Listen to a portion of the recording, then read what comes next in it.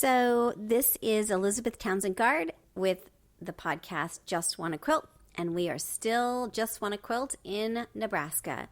Today I was able to interview Jim Kohler, who is a volunteer at the International Quilt Museum, and he works on quilting tops from the 1850s. He's on his second one, and he also does other things. We'll talk to him about it, but he was a anthropologist and lived in Alaska for 40 years and retired to Lincoln to be near the International Quilt Museum and spend time there. I hope you like this interview. I found him so delightful and really, really cool in so many ways. So again, this is Just Wanna Quilt, a research podcast coming out of Tulane University Law School. These are raw, in the field interviews, no music, just the talking, and I hope you like it. But the name is Jim Kohler, spelled just like the plumbing fixtures. Okay. At the International Quilt Museum in Lincoln, Nebraska. And I'm Elizabeth Townsend Guard, and it is June 2nd, 2023. Perfect. So we usually start our interviews when we haven't interviewed someone before with this question, which is tell me your first memory of someone sewing or quilting in your life. Would be my grandmother. Yeah. She's the one that actually started me quilting when I was about 7. She always seemed to have a needle in her hand. She was a multitasker. So she'd have 10, 15 minutes, she'd sit down and do something real fast that she was working on, because just constantly all sorts of stuff she had to do. But that goes back forever. That goes back forever. So where was this? Originally it was up a little town way up high in the Rockies in Colorado called Leadville. Interesting. And she was born 1890 up Amazing. there, as well as my mother. And as far as quilting, it was, my mother said they didn't sleep under a quilt, they slept under a lot of quilts. And that's the point, is they were making utility quilts. These are quilts they had to make. Yeah. And they were, 8 kids, you can imagine why she was sewing all the time, because making all their clothes and everything else. So, that's amazing. but it was up there when I was about 7, and she sat me down and started showing me how to push the needle. She was working on a quilt, and it stuck. That's amazing. And it stuck the whole since 7? It just, right then it stuck, and so Really? when she was quilting, a lot of times I'd go sit down next to her and she'd hand me a needle. But she taught me all of the fundamentals of quilting, not just how to push a needle, but the culture of quilting, which is an amazing breadth of things. But yeah, well, I could go on and on and on. But anyway, she was just absolutely marvelous. Go on, and that's the beauty of a podcast, is we can go on as much as we want. I'm working on a quilt project now here at the International Quilt Museum. It came into the museum just as a top. They did it around 1850s, and they want to quilt it up for a lot of good reasons. But the person who made this quilt reminds me of my grandmother. Because my grandmother always said, just keep the eye happy. She said, if you keep the eye happy, you'll have a good top. Now the context is, for example, even the quilt I'm working on, there are times when that maker had to sew 4 pieces of material together just to get a single 1.5 inch square, okay? But she did it in a way, I say she, they weren't guys quilting back there. If they were, they were in the barn hiding, they weren't telling people, Yeah. But she did it in a way that always kept the eye happy. And that's the beauty of so many of those utility quilts, because they were making them with stuff they had, cut up shirts, blouses, whatever. They didn't really have a lot of money to go out and buy material, or they didn't have access to the material. Yeah. But they were able to take their scraps and piece them together in a way that made the eye happy, even though they were making them because they had to, not because they wanted to. Quilters nowadays, we make quilts because we want to. Right. And we would never sew 4 pieces of different colors together to make a single square for an Irish chain quilt. We'll wait a year if we have to find the material we need. But they couldn't do that. Right, it's a very different economy of sort of what quilting is and who's quilting. I tell the young people that come in and look at it, I said, this woman, and I, like my grandmother, same life. I mean, they got up in the morning, they did everything from scratch by hand. And then the next day they got up and did it all over again, you know. But when they sat down to make the quilts, that was one of, maybe the only time in their life where that was them. They were expressing who they were. That was their individuality. And they did it in a way, and the creativity they poured into these utility quilts, it's just, it's over the top. So, yeah, they're gorgeous, right? They're gorgeous. Yeah. Why do you think that I always think about, so I do a lot of work on time, the concept of time, and it comes out of the quilting project. Do you feel like, is it, oh, that's my phone, see, you're not the disturber, I'm the disturber. So do you feel like the intricacy of the designs, the time that it takes to make these, and they're making them by hand, right? They're making them by hand. Is it choice? Is it culture? Is it that they don't have why do the designs look the way they do? Is it why? I think there are a couple of reasons. And part of it is just from knowing why the designs look the way they do when I make quilts. Yeah. But part of it is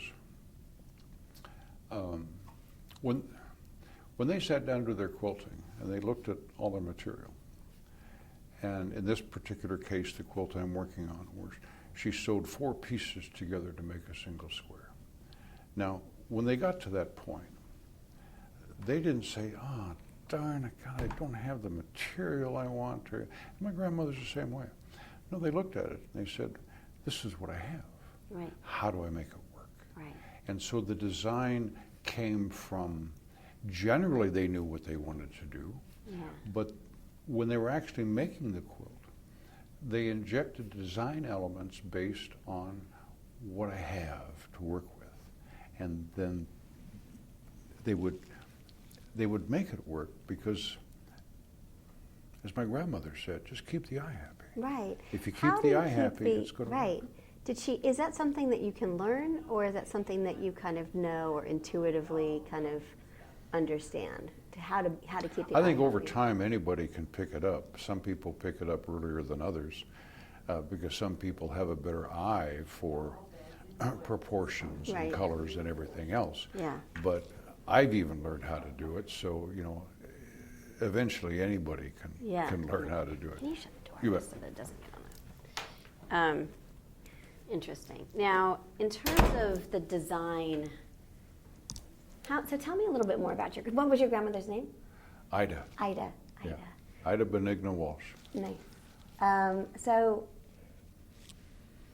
how long? Tell me more about her process. Tell me more about what you learned from her in terms of did she design where does she begin? And just tell me more about sort of your memories of sort of her and quilting. Well, again, she was born in 1890. She was probably pushing a needle as well as anybody by the time she was 10, because they had to make everything. Right. I mean, literally everything. I joked with my mother one time that I never remember, except for going to church on Sunday, I never remember seeing my grandmother without wearing an apron. And I said she had a wardrobe of aprons. But I think back on it, and there were different aprons for different things she did, when she was in the kitchen or where she was off doing other things. But you take somebody who, from the time they could hold a needle, learned how to make things that had to be made. You know, right. Clothes they wore, whatever it was, aprons, it didn't matter, okay? There is a built-in design process that comes into their mind, even though they might just be duplicating something, okay? A little different material, etc. Right. And they may not know it, but they're starting to play with and work with that part of the design element. The other part, like a quilt, for example, she'll look at her scraps. Now, there are a whole lot of different quilt patterns out there. And she knew a lot of them because everybody was making quilts. So she saw a lot of traditional patterns. And she would look at something and look at her scraps or pieces of material she would turn into scraps. And in her mind, it was,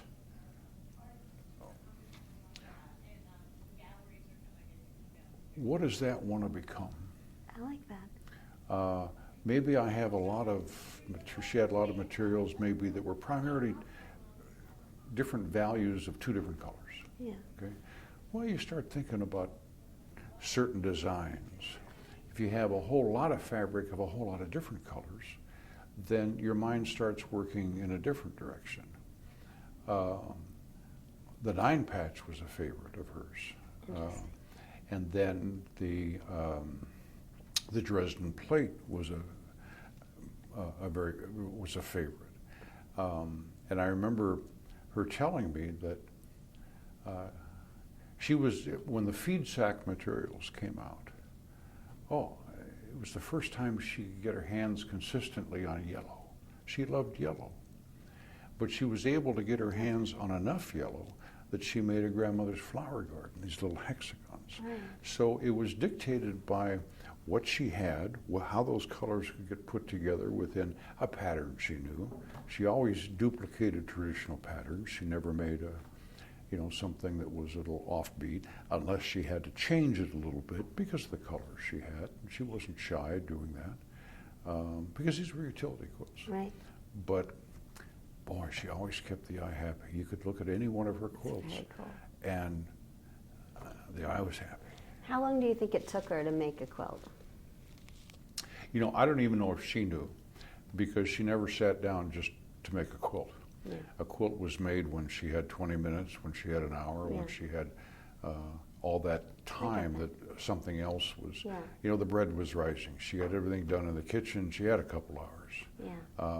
And sometimes it was making some clothes or something. Yeah. But her quilting was excellent, but it was sparse.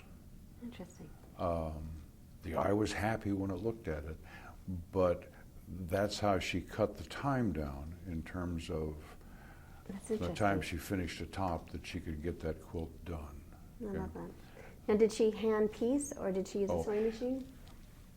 Originally, she hand did everything. And then at some point in time in her life, after she was married, she had a treadle Singer sewing machine. And she would piece all of her material that she could using the sewing machine. That's really cool. But then she would hand quilt. Interesting. Yeah.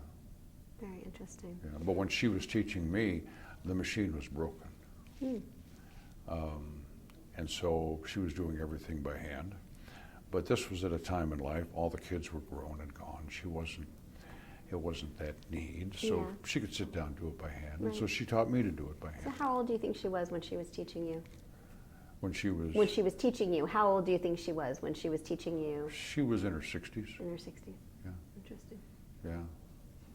And but I think back at that time, and I liked the quilting. It obviously intrigued me, But I think the reason I kept coming back all the time was that was my time with my grandmother. I get that. It was just the two of us. Right. I had two brothers, but I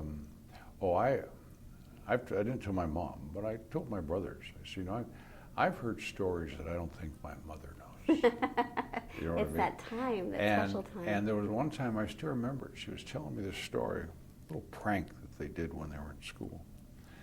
And I didn't know grandmothers giggled. But she was giggling when she was telling me this story. That's really cool. So, but part of that is the culture of quilting. Quilting is an exercise that you enjoy doing, and most of the time you're doing it